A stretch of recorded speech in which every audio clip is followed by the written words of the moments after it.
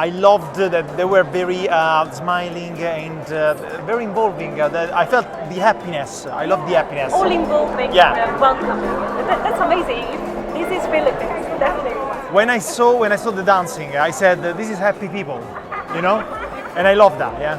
Plus, it was very genuine and authentic. I love that. I mean, before the pandemic, I really wanted to visit, and now obviously, having been cooped up for so long, I want to visit even more. So yeah, it looks beautiful. Honestly, I looked at all the brochures, and now I want to go to each and every place.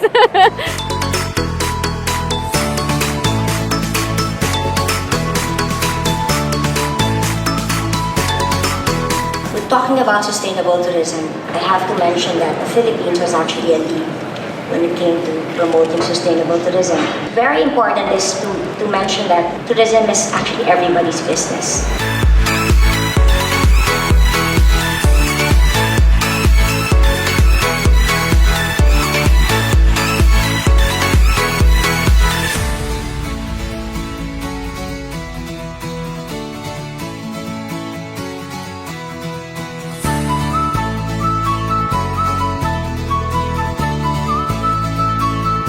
Hey guys, it's Josh and Alex from Dream Beach Media.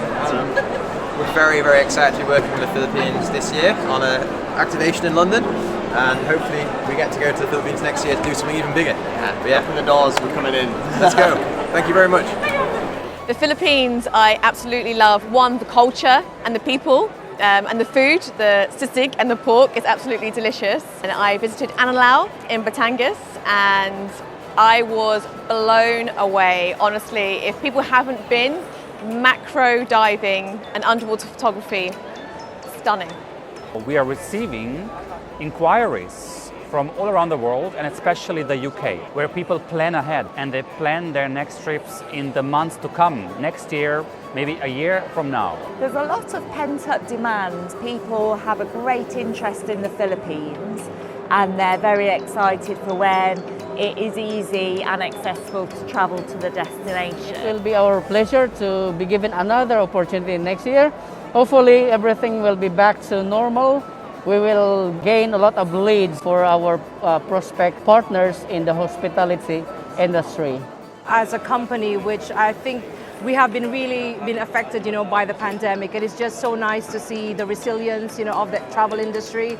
And we feel that it's really important to actually have a presence in a key feeder market like the UK. And we are really grateful for the collaboration that we have with the Philippine Tourist Board here in the UK.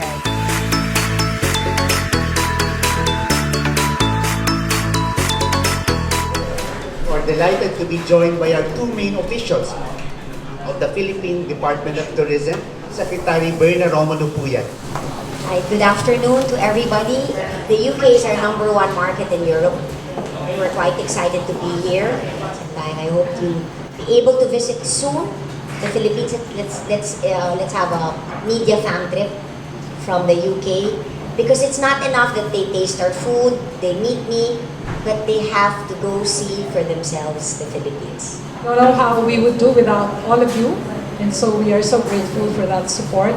As the Secretary mentioned, and I think you have seen the new campaign, which is "More Fun Awaits You," and that's not an empty promise.